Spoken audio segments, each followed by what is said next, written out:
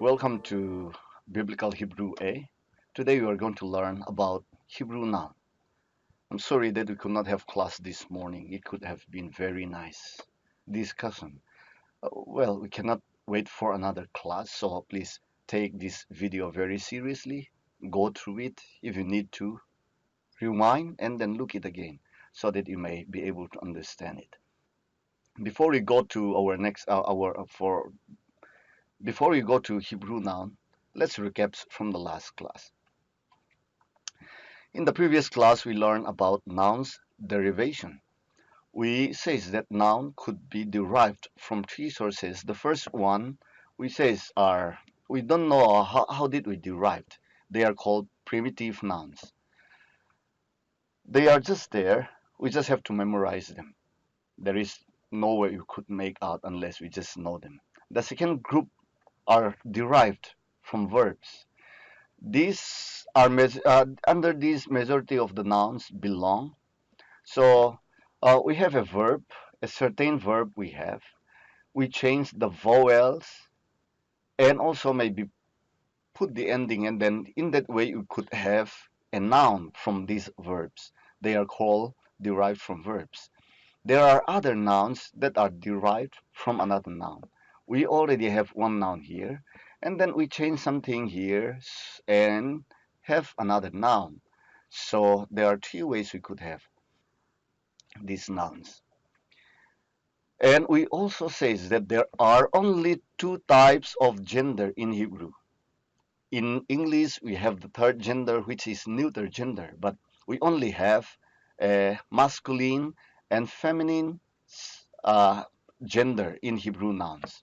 Well, we says that this division are not really does not really has to do with whether you are male or female or whether those names are male or female. It is for mainly for the purpose of what we call inflection pattern. What we say is that if it is masculine, then there are a certain rules that they are going to follow in their inflection when they change from singular to plural.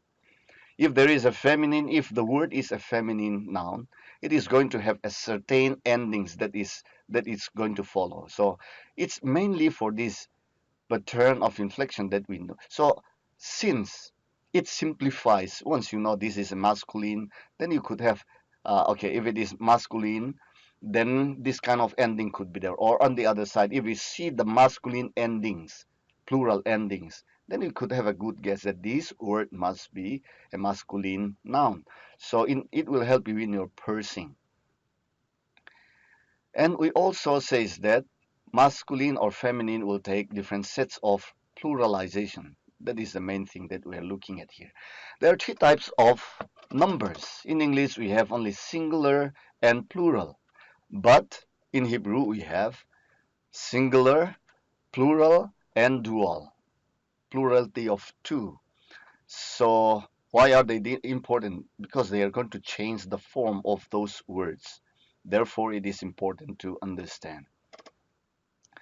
There are a few things that we need to know about these genders. We can say that masculine singular does not have a rigid forms or ending. So, therefore, it is very, very difficult to know.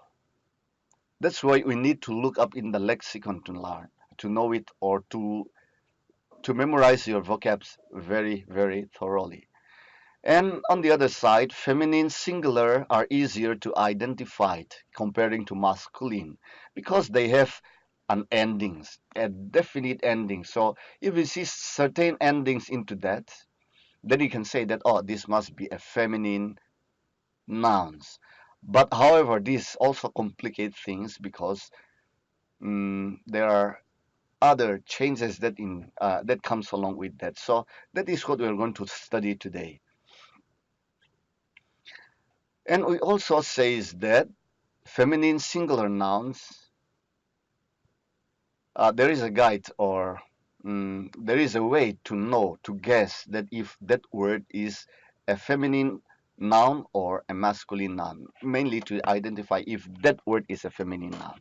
Nouns usually that refers to feminine person, female person or animals, female animals. They are usually feminine nouns. And generally, noun that ends with commits he or tav are feminine. Okay? You look at the endings. The endings is what is important here. Or adding commits he to few of the masculine form or masculine noun will make them into a feminine.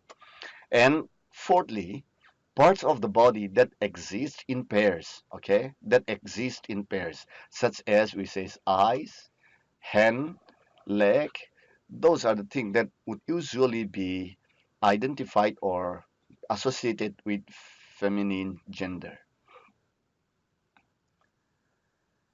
There are three types of number: singular, not identifiable by their endings, so you need to consult the lexicon; the plural, and the dual. Let's look at the form. This is what is called Hebrew noun paradigm. In the previous class and in the previous presentation, I did not specifically mention the word paradigm, so let's put it here. Paradigms refers to the pattern of endings they follow. Endings on masculine and feminine nouns. We have masculine and feminine. We have singular, plural, and dual, right? So let's look at masculine singular. Here, sus is horse. So it does not have any specific ending. So for you to know this word, we just have to go to lexicon to find out if this is a masculine or feminine. For example, let's take the word Torah. This is a feminine singular noun because you can see that it has a definite feminine ending, commits he. That's what we have been talking about. So this is law, Torah. This is law, okay? Torah, law. This is sus, horse. Let's look at the plural. Here we have the singular noun for horse is sus. That is still remained here. And then there is a set of endings that is added. Hirek yot and im, which make this horse into horses. How about Torah? Well, in the case of Torah, the kamets under here drops, and then we add holem vav and tav. So we have laws, okay? Laws, more than one Torah. That's what we have. So we add the ending to have the Hebrew feminine plural nouns. And then we have dual nouns. Dual nouns will take this diphthong. We learn about diphthong, ayim, right? This is considered as one vowel, okay? It is not considered, but then they are pronounced together. So it forms only one syllable, okay? One syllable, one syllable. So when we add ayim, susaim, then we have two horses. And how about Torah? We have Torat. You add this one in the middle. Torat tayim, to have two laws. This is, we say, are dual, okay? Dual means two, so we have two laws here. If we want to look at the formula, oh well, I don't have. It's in the previous slide, so you can refer to that. Or maybe I'll try to, okay. So this is the form that we have here. Well, let's talk about parsing. Parsing is identifying parts of the word in its grammatical settings. We are going to identify its. So let's see, how do we parse noun? Parsing the noun. There is a certain set of rules or norms that we follow when parsing the noun. When you parse the noun, you're going to identify the noun or describe what that noun is grammatically. So first, what you have to tell us when you see a noun, is that first you have to look at what part of speech it belongs, part of speech. If it is noun, then you have to look at what gender does it take. Then you have to tell us what number it is. And this is called state. I'll explain it to you sometimes later, but not today. But I'll just let you write ABS for this one, okay? This stands for absolute, okay? Absolute. They are going to be construct later, but this will be learning this later in the class, in the semester. So we have to also identify what state is it, and we have to give the root. The root are the basic word from which this noun comes from. So usually it will be a, a three-letter consonant. So, however, to write this is noun, singular. This will take time. So there we are going to we just have to abbreviate it in this way. If it is noun masculine singular, so we are going to put N for noun, M for masculine gender, S for number singular versus plural, right? S P that we'll have here, M, and dual, that's what we'll have here. Absolute or CTR construct we'll have. And then this is for the root. Let's look at the example here. For example, we have here the word sus. Okay, sus. Well, how will you parse this word sus? In the previous slide, we already says that this is, if you have that chart, if you still remember, singular, masculine, right? So this is going to be noun, this is going to be noun, and what gender? Masculine, gender, what number? Singular, what state? We say absolute for noun, right? And what is the root? We say sus is the root. Okay? This is how you're going to write. This is how you're going to parse the word sus. Noun, masculine, singular, absolute of sus. This is the root. So, sus is the masculine, is the noun, masculine, singular, absolute form of sus. Let's look at the next word. How about susim? The word susim. We see that this is the indicator of plural. And then this is masculine noun, right? We get it from here. So we are going to say this is noun, masculine, plural, absolute of sus. This is the root that we have. Let's look at the other words. How about susaim? Susaim. Usually it will have an accent mark here. Susaim. How do we parse this one? Well, this is going to be noun, masculine, noun, masculine, dual, absolute of sus. Let's look at Torah as an example. How about Torah? How can we parse this one? Let's try. Okay, you try. Tell me the noun. Okay, the part of speech. And what gender? Well, what number? Okay, good. What state? Good. Of what? Well, yes, that is good. Noun, feminine, singular, absolute of Torah. Okay, you see that I remove all the pointings, the nikuts here.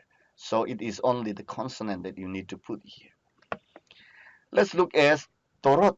Can you parse this one? What is this? This we say is in the previous chart that we saw. We says that this is feminine plural, right?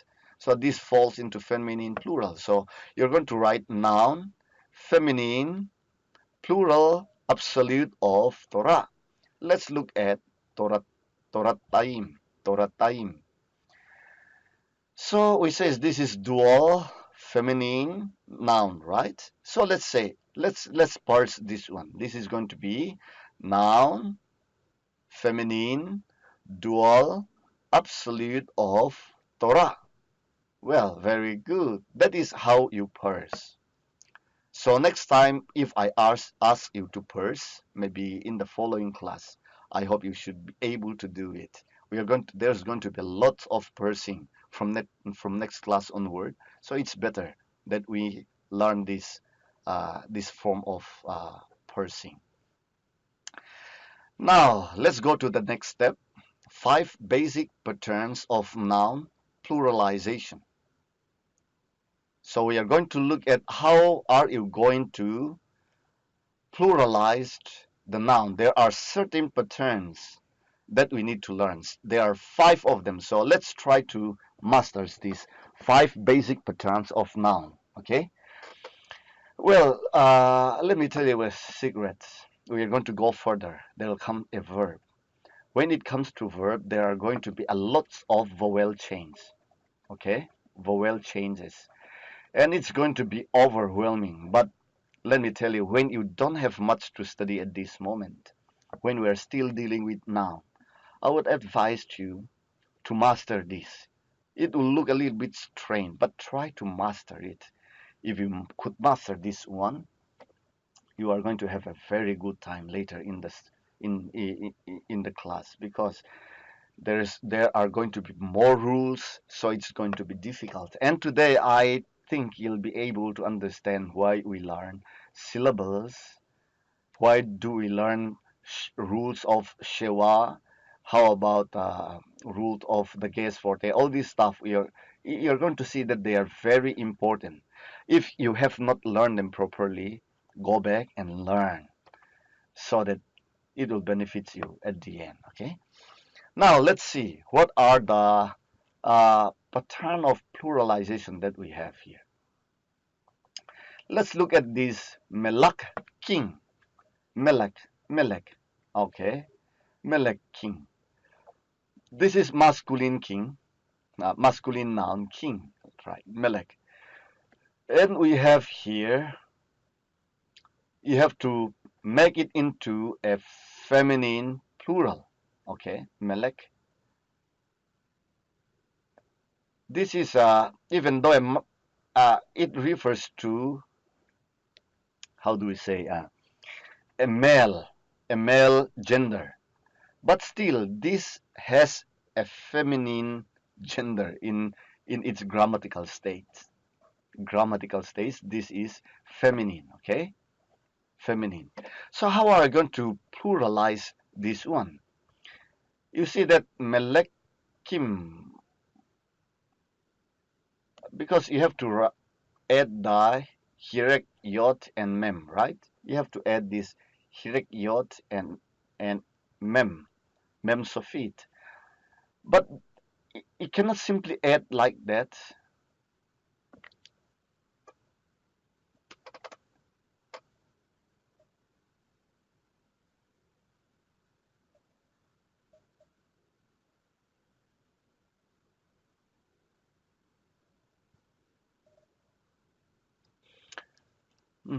You cannot simply add it like that. There is going to be some changes here.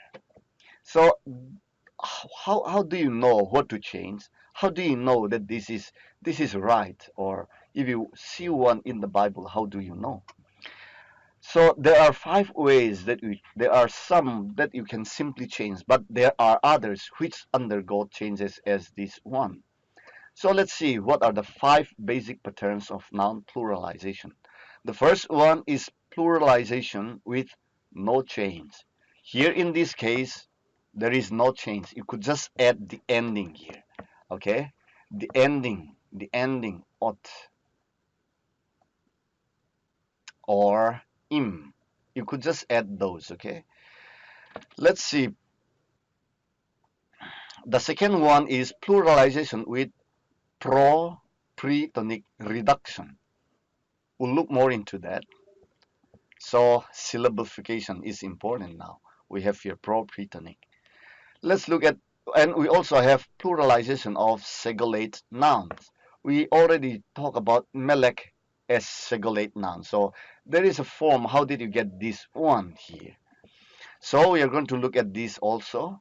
And there is also the fourth one, pluralization of geminate noun. We'll look more into this. What is geminate nouns? And number five, irregular pluralization. This will not follow any pattern. You just need to memorize them again. Let's go into more details. Pluralization with no change. What what group of nouns could be pluralized without any changes?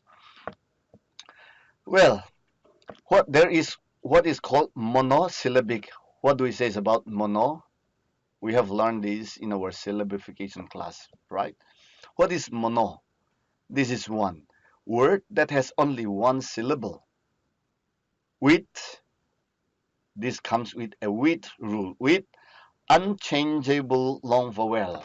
Did you learn your vowel well? Have you learned your long unchangeable long vowel? Maybe you need to look into that. Go back and try to know.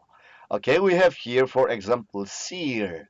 This is with hirek yod. This we call unchangeable long vowel, right? So we have seer here. This could be just changed, just pluralized without adding anything. And also we have the word ot, sign here. So there is no change. What are the unchangeable long vowel? We have sere, yot. We have, segol, yot. We have sere, yot. We have hirek, yot. We have holem, vav, and shurek. These are what we call unchangeable long vowel. So if you see a word, a monosyllabic word, okay, not any word, but a monosyllabic word with unchangeable long vowel, then you can understand that, oh, well, these words could just be pluralized without changing anything. So yeah, this is a good recap. Here we have the unchangeable long vowels. So try to remember, okay? Go back to your vowels and try to see this one carefully. It will help you. And not only for this, we are going to see a lot of class of grammatical rules that will be applied to unchangeable long vowels. So you better memorize all these, okay? Try to memorize. They are not difficult. There are only 5 of them. So how do we pluralize? Well, you just add hirak, yot, and im. Sirim becomes song. Ot, otot. You just add the feminine ending. So you have the plural. So how do we parse this one? Noun,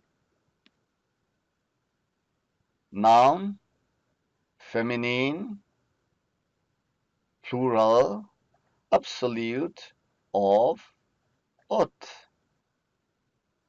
Okay, that is how we're going to parse. That is one example. How about sirim? How do you parse this one? So what is the part of speech? Noun. What is its gender?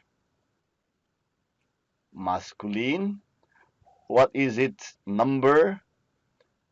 Plural. What is its state? Absolute. Of, seer. Okay. Of seer. Very good. Very good. And then there are a group of words, two syllabic words with initial hatef, patak, and shewa. What do we mean by initial? Initial means words that begins. Another word will be that begins with hatef, patak, or shewa as the vowel. Okay, it will be the first vowel in the word. Let's look at some of the example. We have the word helom. What is this? Helom. Hatef, patak. Okay, we have hatef, patak there. So if you have this, then you could just add the ending again here. We have hey lomot, helomot, helomot. Let's look at another example. How about rehov, rehov, street? Yes, we have shewa as the first or initial vowel. So how do we pluralize this one? Rehov, re, ho, bot. Yes, very good. This does not change. You could just pluralize them without changing anything. So what are the words? What group of nouns could be pluralized with no changes? Monosyllabic words with unchangeable long vowel. 1. Two-syllable words with initial hatef, patak, and shewa. That's the rule that you need to know. You need to memorize this, okay? Well, let's go to the second. Pluralization with pro-pretonic reduction. What is pro-pretonic reduction? It says, if there are three syllables, if there is no accent, we say this one will have the accent. So this is called tone syllable. Whatever syllable is prior to tone syllable, because Hebrew is read this way, so whatever is this side is going to be first, okay, is called pre-tonic, and whatever precedes pre-tonic is called pro-pretonic syllable, okay? Let's try to see. Let's look at closer. We have the word the var here, word. Some will say it's the bar, but I like to use V here, so mainly because there is no the guess here, so it's all right to, otherwise you could have that, you remember, from your transliteration. So we have the word the var. How many syllables does this word has? Well, it's obvious, right? I already make it color coded, so we have 1 and 2 syllables. At this moment we have 2 syllables, but let's see if you are going to add something at the end here, what will happen? I hope the animation is played out for you. So if you add something here at the end, the endings, if you have, how many syllables do you have?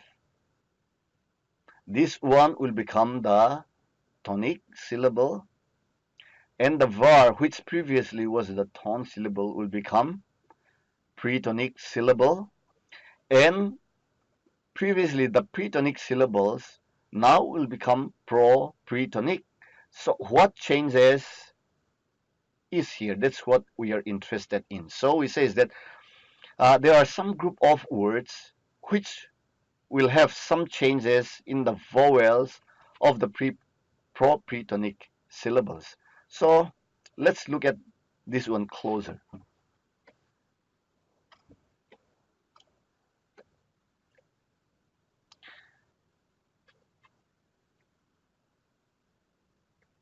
Let's take two of these words as an example here.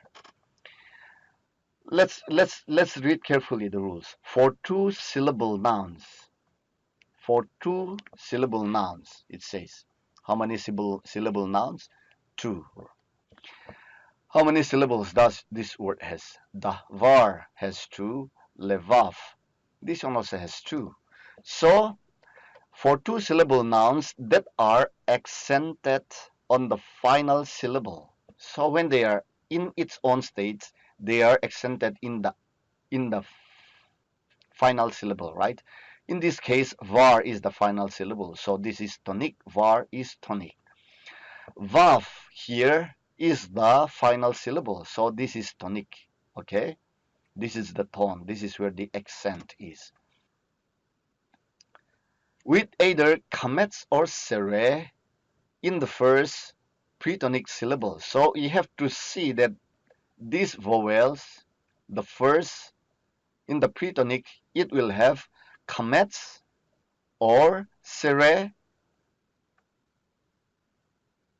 as its syllable, as its vowel. So we are talking about a noun with this class, with this classification, having this kind of details, okay? So what will happen is that when plural endings are added, so we are going to add plural endings here, the kamets and sere becomes an open pretonic syllable. So what will happen is that the kamets and sere will reduce to shewa. So these two will be gone when you add the ending here. And what will it replace? It will be replaced with Shiva. Okay, it will be replaced with Shiva. I hope this is easy enough. Let's look at some more example here.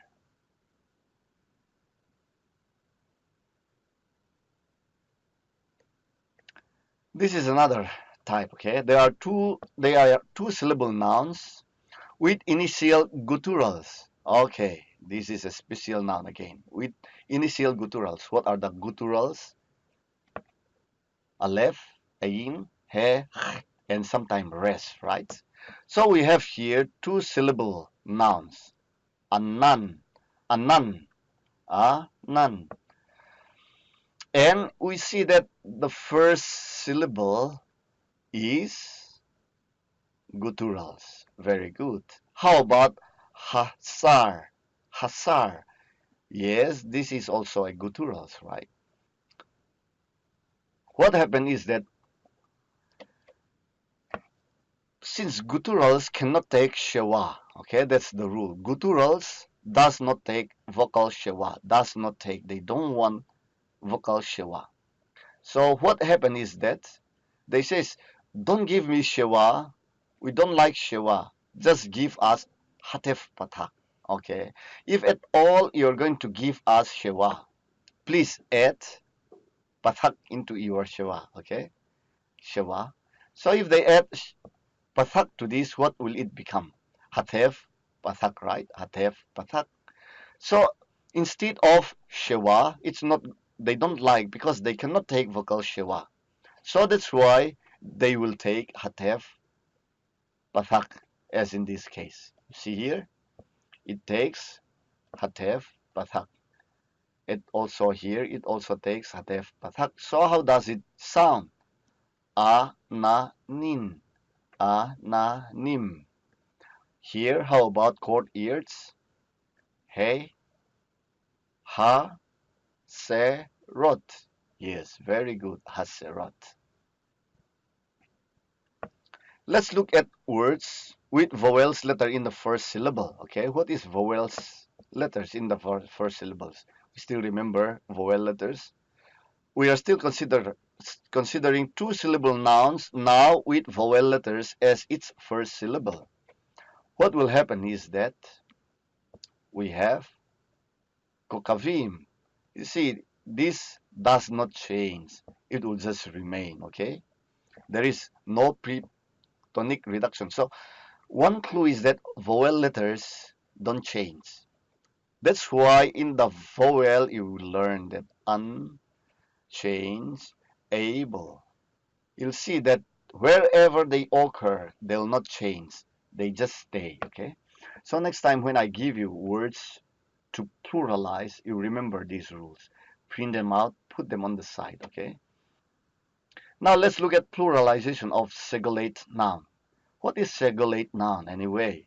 We have not talked about that, but this is a good time to talk about it. They are two syllable nouns, again, two syllable nouns, okay?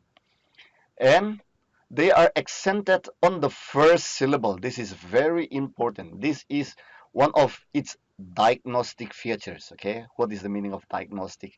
You look at it, you will see two syllable nouns with accent in the first syllable. Then this is a good guess that this has to be a segolate noun.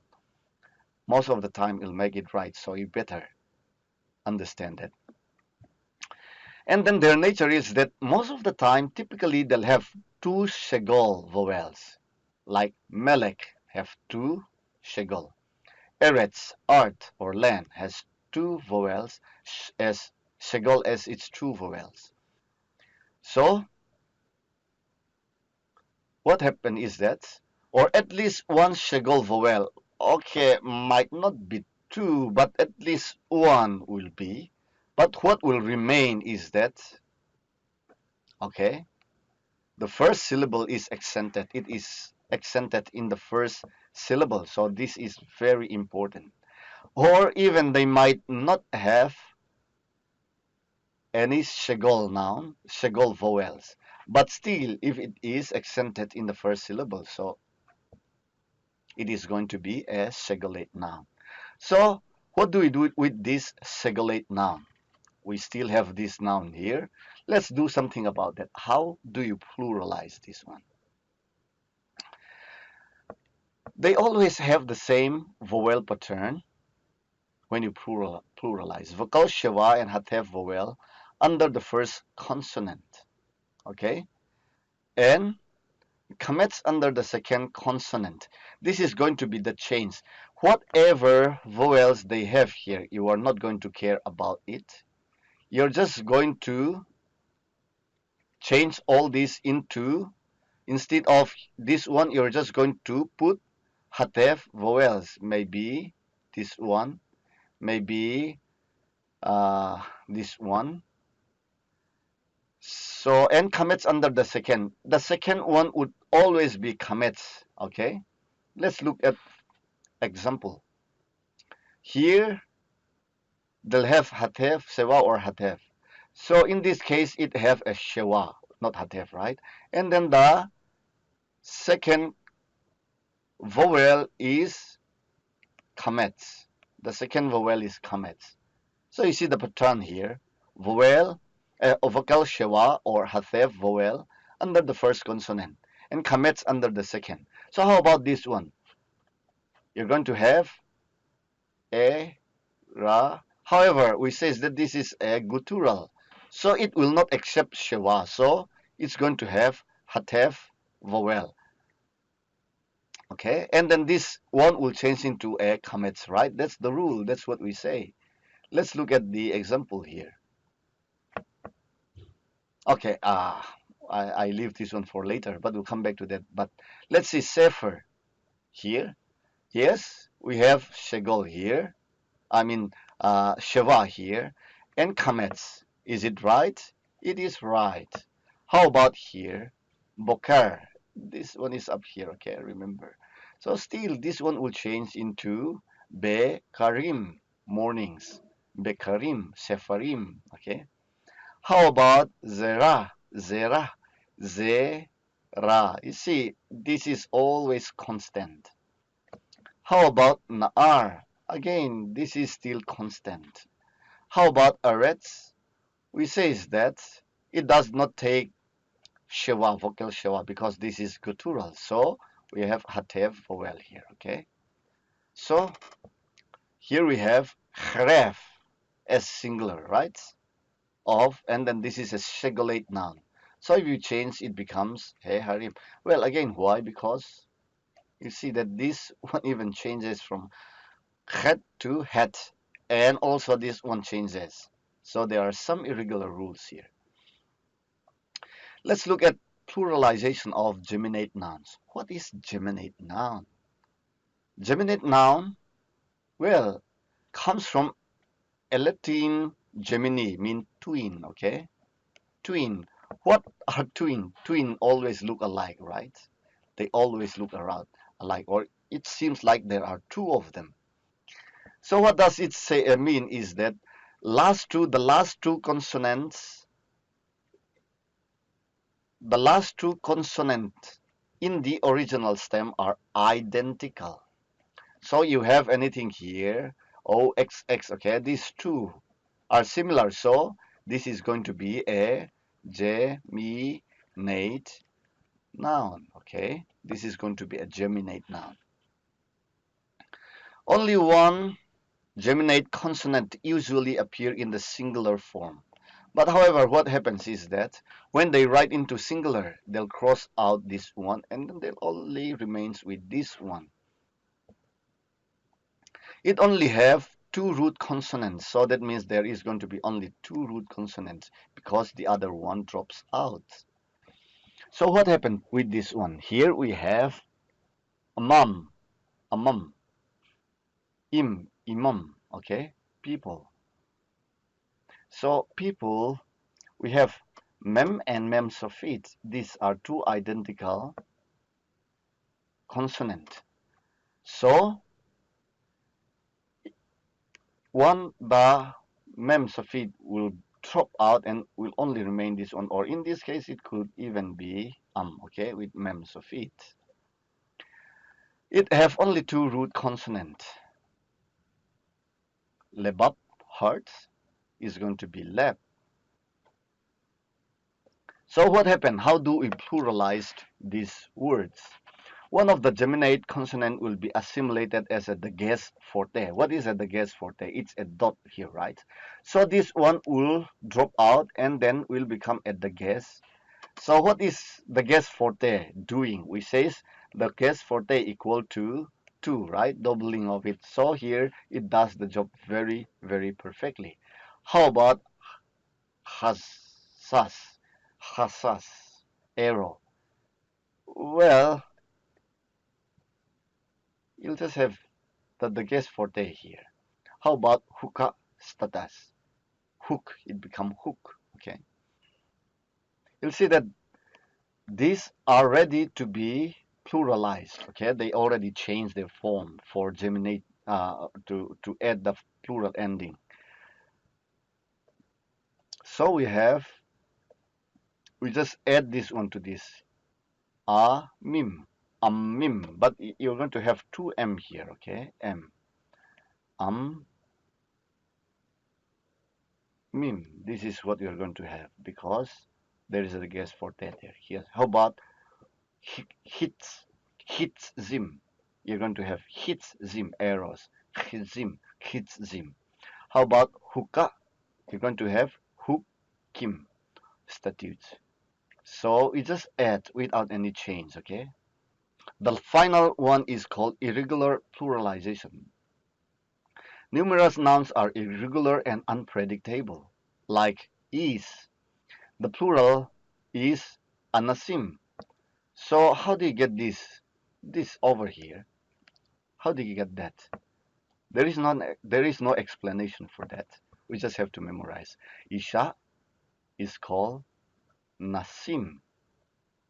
And we have ear, city is called Arim. Okay, Arim. And we also have but will be Banot. How do you get this? Ben will be Banim. So you see, there are so many words, so many nouns that does not have any regular pluralization. Okay. Well, for our next class, there are a few things that I want you to read. I will send you the textbook part, chapter 4. I'll be sending you. And we are going to look at definite articles and conjunction. Okay. Please pre-read that one. Assignment, have I sent you? If not, I will send you today. Okay. Let me know if you have not sent you. For vocabulary quiz, it will be on next days. So you have to learn this one.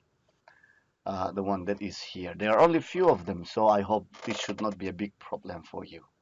The pattern will be, I'll give you 5 vocabs. Each of the vocabulary will carry 2 points.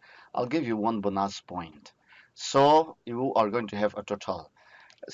How are you going to write the exam?